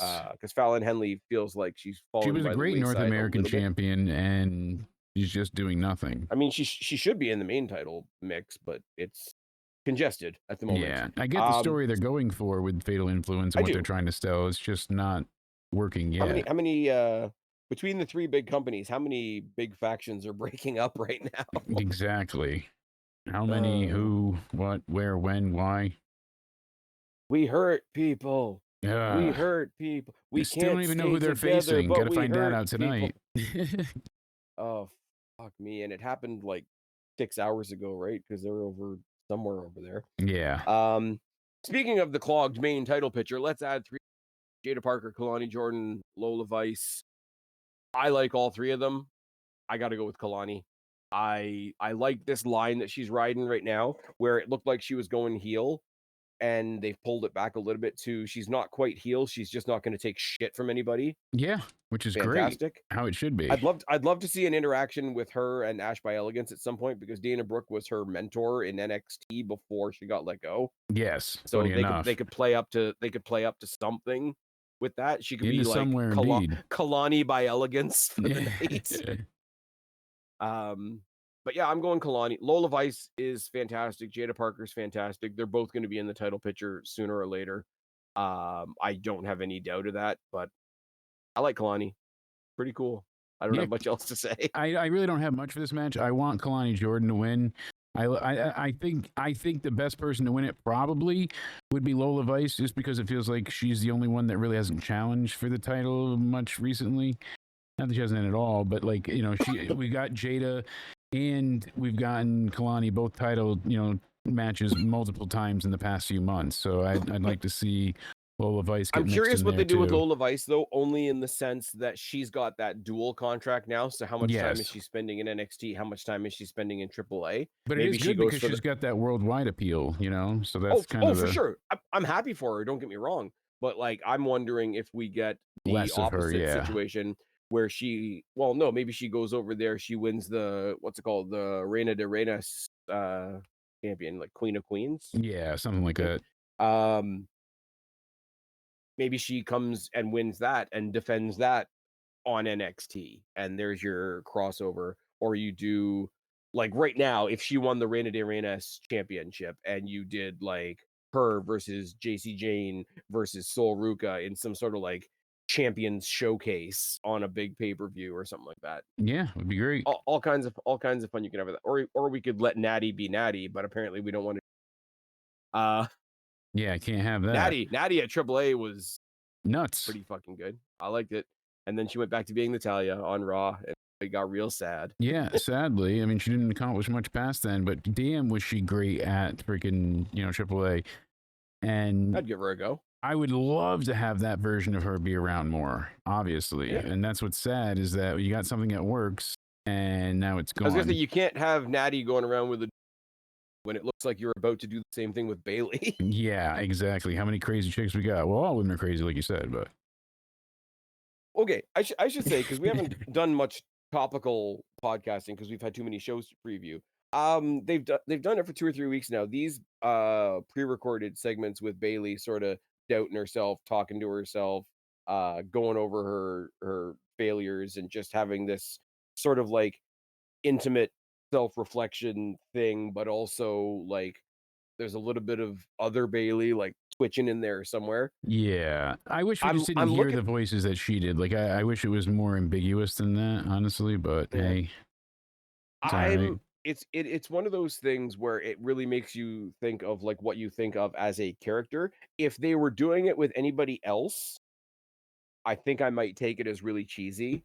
But because there's so much truth Yeah. in what she's saying, there's so much truth and history in the reasons that she's doubting herself, the reasons that the voices in her head, hey, remember this, remember when this failed, remember when you fell on your ass, remember when you thought you had friends. Because okay, maybe it's a hallucination, right? Yeah. But because what the hallucination or the other voice or the doubts in her own mind or whatever it's supposed to be, because what they're saying is so true and the history with Bailey is so long reaching at this point, if it was anybody else, it would be cheesy, but I have faith in Bailey to pull it off. Yo, she can pull it And off, no that, doubt about it. It's just a yeah, matter of will it be good for what they're trying to pull off here. I think it will be better in her hands than most other hands. And even if I it can understand that. falters, but what I'm saying is like, it'll be good in her hands, even if it falters. Me and a lot of other people that are still riding with Bailey will ride it with her because we want good things for Yeah, her. and you And know something good is going to come out of it. there's some goodwill built into that with the fans. It's like even if the story doesn't quite make sense, the fans will follow because the fans follow Bailey. The fans want something that Bailey's doing to be good, even if it's not good yet. And there's a lot of that in wrestling right now. Some of it in AEW, some of it in WWE, some of it in TNA, and there's a lot of it where it's like if anybody else was doing that, it'd be cheesy as fuck. But because X person is doing it, I have faith that it might work. That just Yeah, means I have faith in X person. And exactly. Bailey, like for all the success and for all the praise that Bailey gets, fuck me, do I still think she's underrated as hell, underappreciated as hell. Oh, Um, absolutely. her contributions to WWE aren't going to be fully calculated until she's done, and that's now I'm pre-sad about that. It's hard Like to she was the one quantify that at this point. Yeah, no doubt about yeah. it. She was the one like when all the ladies got released and she took them all out to dinner and it was really public about it and all her support and whatnot and Yeah, gone over to AEW to support Sasha and gone over to TNA when Naomi was in TNA as Trinity yeah. and supported there. Like she's just doing like a She's world been tour there. of Yeah. well, she's doing the world tour of let me make sure everybody's doing okay. And like not for the character that's going crazy on my TV, but in real life, like I hope she's got somebody doing that for her. I'd like to hope so. That's the goal, Yeah. you know? You know what I just realized? Tag team title match, Hank and Tank versus the Dark State. Did we say a winner there? I Hank had and said Tank I wanted retained? Dark State. Yeah, I want Dark State because we can get the the real Freebird rule with them. You get, different Okay. guys using it each week.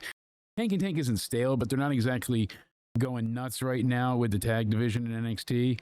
They also don't Hmm. have a ton of tag teams that are pre-made to work with, so that's kind of been a thing too. And then there's also been so many other stories, and with TNA, the tag titles have very much fallen behind to the glory they once had. So Hmm. maybe Dark State getting the tag titles is a motivation for them. It gets explained. It gets to be something bigger than just we're the champions, so we're in charge of it all kind of attitude.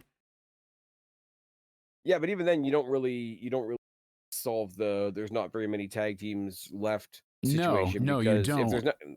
there's not that many teams left, so what do? You take them off Dark State to put them back on Hank and Tank again? Well, I think You run there's yourself a into a few circle there. options you kind of do, but I think they out of necessity would need more teams, and then they need people to team up within teams to make super teams to go ahead and take on all of Dark State. So I think there's a few different matches they can get out of it with just even two people there, because then those two people need help, and then they have to go and recruit other people, and it constantly can turn into a thing. I think that wouldn't be All like right, fair. truly I'm gonna go long with Hank and Tank lasting, because I but like them. I yeah. uh I just I don't feel think the like there's an ones interest if Hank and Tank keep it, because like you said, who do they face? But at least Dark State, all right, maybe we'll get some character work and motivations out of them, and then some new yeah, matches. then they can fight each other for who gets to carry the belts that week. Yep, I Um, wasn't crazy about I don't know. Inamura and the Yeah. Briggs street fight. Like, they really beat the fuck out of each other, too. Like, they were throwing bombs, really hurting each other so unnecessarily because no one really gave a damn, I felt like, live. All right. Well, keep Josh Briggs in your mind because I got something else to say about Josh Briggs in a second. So do I. Hank and Tank, I would love to say retain here just because I like them. And the four-person team that they make occasionally with Sol Ruka and Zarya is a lot of fun. I'd actually love to see them do that again. Yeah. I don't know where they've been the past couple of weeks, but I want to see the guys, the two bigger guys from High Rise, get back in the mix because those two and Hank and Tank have really, really fun big guy matches. And at least if Absolutely. they do it, then because you can have them carrying the titles with a little bit of character, and Wes Lee, who has a lot of character, sort of being the leader of the team, but also their hype man a little bit because he's got that sort of like that heel hyper energy promo style to put over the big guys. Like he can be like their Don King Yeah. type of idea. Whereas Dark State are all just kind of talking about each other. As I say, I enjoy them as a group. Individually, when they're in the ring, they're good. Give me a reason to care. Yes. And even if you're putting them on Dark State just so that somebody else can go and defeat Dark State, I still have to care about Dark State at some point. They're the opposite of what I said about Tavion Heights, where he's making me care through the work because it's that good. They're just guys out there doing good work, and I'm saying, please show me something else. Yeah, Um, I agree with you there. I see what you're getting at. So, and I thought we're all set saying they retain. So I was trying to set you up for the main event. But yes, Obafemi and yes, Javon Evans. this is Um, where we decide whether this is a middling pay per view or not. This is where yeah, where I said that like this feels like it's just a pay per view to build another pay per view. Whether or not it feels like that at the end of the night is going to hinge on this match. Because if this is the night that they crown Javon Evans, I'm down. I'm excited. The kid deserves it. He's insane. the drop that he took on Tuesday, where he didn't quite hit the announce table, was Yeah, that looked scary. painful. It was scary. I think they legitimately stopped the match just to make sure he wasn't dead. Corey Graves ended up in the LED screen at one point. Yeah, that was cool, no If they doubt. crown But this kid, it'll be awesome. And the however problem I big have is that he's always the forever underdog, and I get it, but he's becoming like the boring version of Sami Zayn almost with that. Like, there's more than in him just being a little bit smaller in stature and a little bit like he can get the job done, but they never really present him as doing such. They always treat him like this plucky upstart that's just a bit faster but not as strong. So I would love to see them crown him. Or he's got a lot of heart, and look how close he got. Yes, I And think look how that's what we're close he getting got. here. And look how Obafemi did close this he got. so And many look how close times. he got. Yeah. And here's the thing. I was gonna say this going into Emergence, but I think they've all kind of gone their separate ways. The 4-man soup of Trick Williams, Obafemi, Javon Evans, and Moose. All really cool guys. All guys that I want to see succeed. All different, interesting combinations match-wise, right? Yes. I need it to not be so muddy. Because you had Yeah. 4 guys. You had 4 guys fighting over 2 titles. Both titles were held by one company. The challengers, it sort of seemed like irrelevant which title they were going for. It was like shitty expression, but too much soup in one bowl. No, All of it's good. That's a great way to put it. All of it's good. So the Moose part of the equation is done now. Trick has lost the #1 contendership to the NXT title. He's going to go focus on TNA, I presume.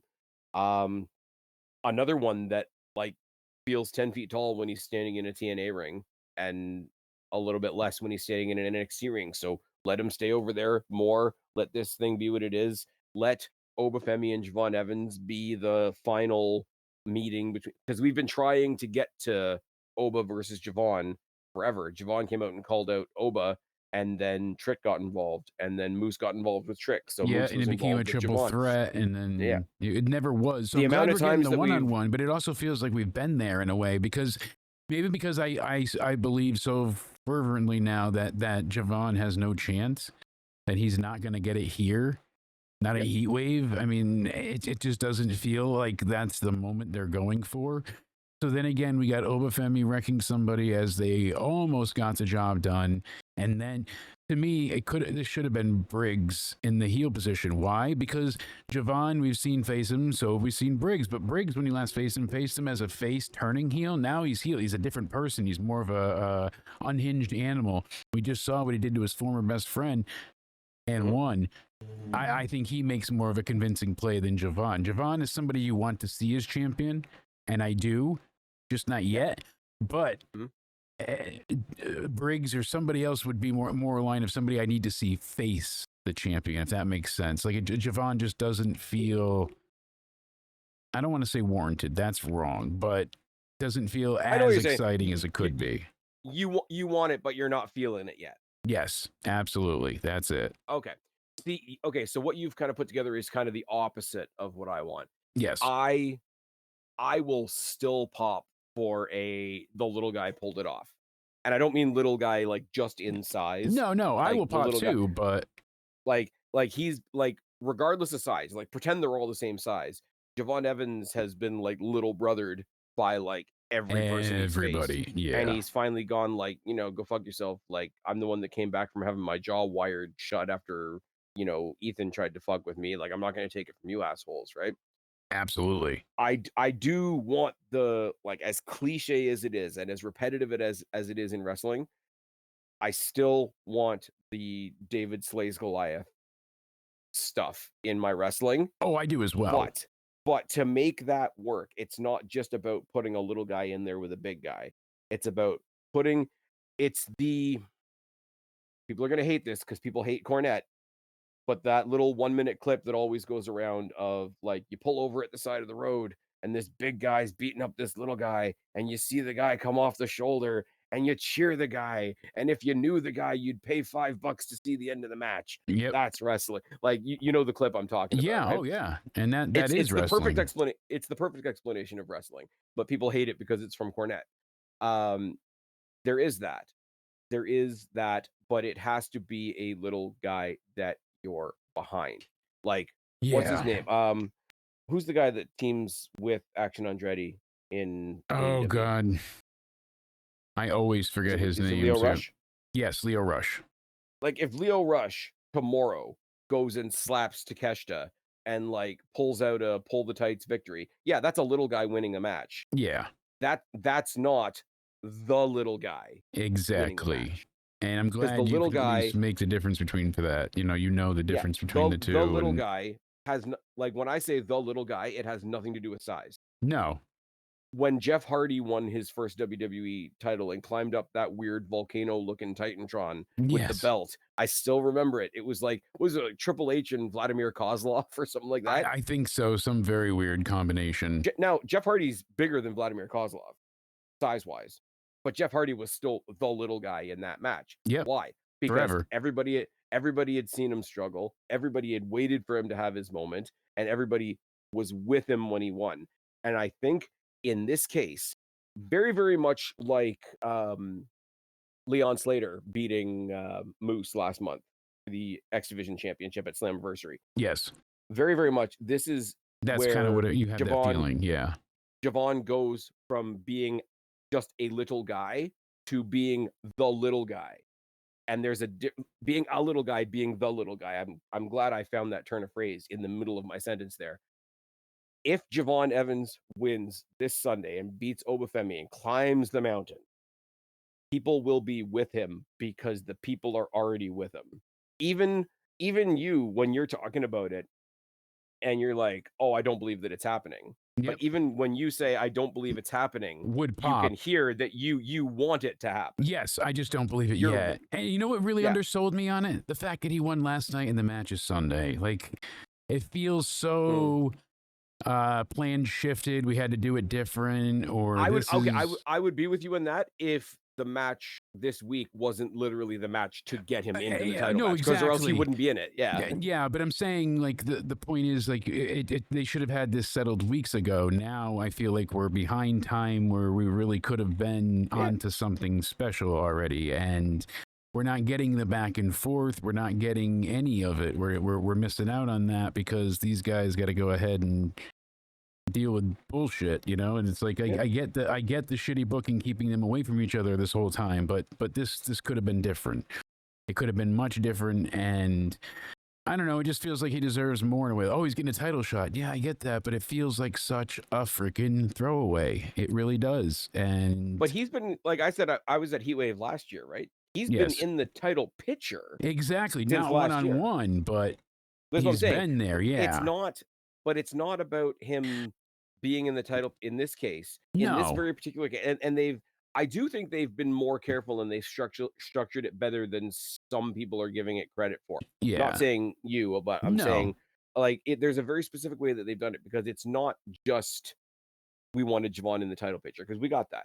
It's not just we wanted him in the main event, because we've seen that. It's not just that we wanted to see him in the ring with Obafemi, in the ring with Obafemi, because we've got that.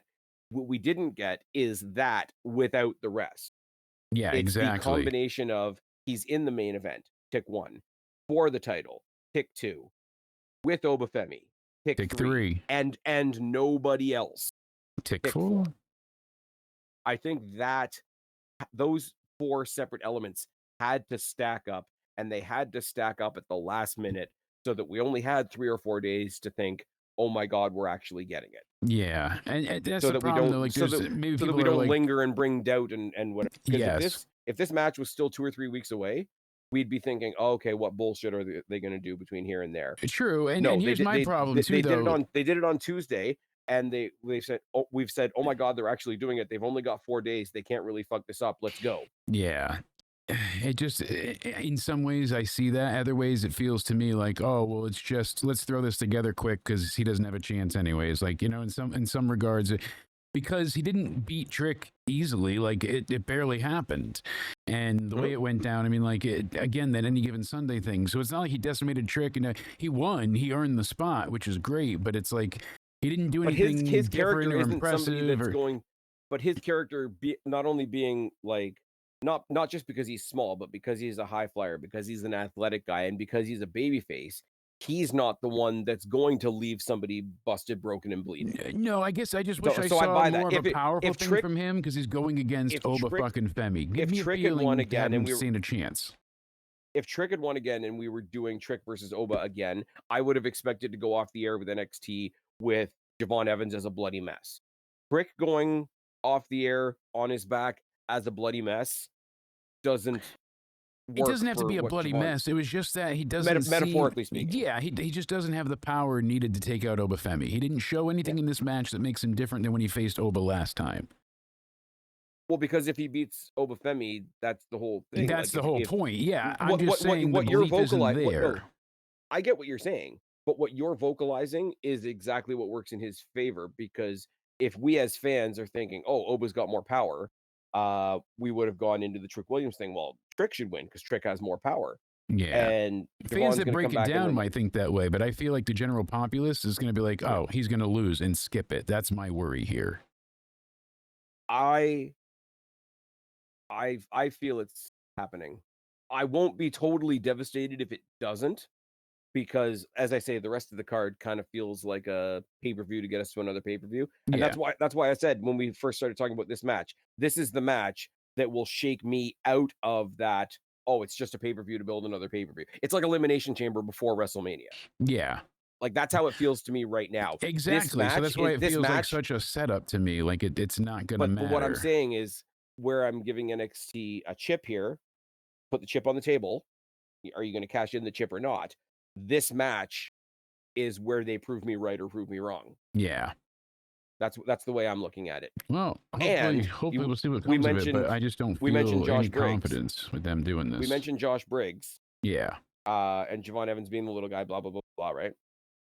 Oba Femi beats the ever-loving shit out of Javon Evans. Evans fights back. He's the little guy. He's coming in off the guardrail there, and he's coming off the side of the road, and he's dirty, but he's still fighting, and he pulls out a win. He's standing there as champion. He can barely stand because he's put all of his effort into it, and da-da-da-da. He's got the title above his head. You know, the childhood dream has come true, except he's not Shawn Michaels. He's just being booked by Shawn Michaels. And right before the credits roll, he gets clocked in the back of the head by Josh Briggs. Because Josh Briggs has had the title in his mind the entire time. Josh Briggs, being a cowardly heel, didn't want to go another round with Femi. He waited until anybody else had the title because he thought that was a better opportunity and thought, I can bully that champion. I can work through this. Javon Evans racks up his first successful title defense against Josh Briggs, and they do it quickly. Like you're talking about how quickly they got to this match. You put him in a match with Josh Briggs quickly, and that's how you get over the whole, oh, I really want that for Javon Evans, but not yet. Yeah. He got the title from Oba. Here's one mountain. Oh, I climbed down off the mountain, and here's another mountain that I have to keep it. Those two wins back to back shake off the, oh, I really want him to have it, but not yet. Yeah. That's what I would do. Well, hopefully that's what they'll go with. And I mean, it puts Josh Briggs in a more prevalent spot too, because I don't know what he does after the Inamura stuff. I would love Inamura to go after Ethan Page. I know it's kind of a random pairing, but put Inamura in a match with Ethan Page and maybe Tavion Heights. Ethan, okay, here's your could be great. Not everything needs to be a multi-person match. I'm aware WWE is doing way too many multi-person matches recently. I understand that, but imagine Tavion Heights, Miles Bourne, Yoshiki Inamura, and Ethan Page in a fatal four-way for the Canadian North American Championship. Yeah, certainly screams good.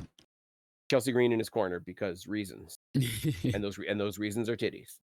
Damn straight. Anyways, I've rambled quite long enough. I'm going to watch this show when I get home from summer heat, when I watch all the other Destiny titles hopefully finally have owners. Maybe something cool will happen at AEW, but I doubt it. Jake, tell them where to find you. You can find me on YouTube at Jake Countdown and at DeMarco. You can find me on Instagram, on Twitter/X, both at Countdown Ended. Hey, we're on Spotify. Search Into Somewhere. Also on TikTok. You can search up Jake DeMarco over there for, music, behind the scenes, bonuses, extra, all sorts of stuff. And we've been streaming everywhere on Twitter, on YouTube, on Instagram. anywhere and everywhere we can. So you can check us live throughout the week, and we'll be live for both reviews of AEW Forbidden Door, excuse me. If you want to say Double or Nothing. And then obviously NXT Heatwave. Bam, I won't be there for either one of those because I'm a jerk. And you guys know where to find me or you wouldn't be here. I've been Spaz, this has been Jake. We've talked about Destiny. We've talked about NXT. We've slagged off AEW. Subscribe up there, talk down there, start a conversation. Keep all these conversations going. Don't be a stranger. I'll talk to each and every last one of you later. But for right now, we are tagging out. Bye, guys. Check that off your bucket list.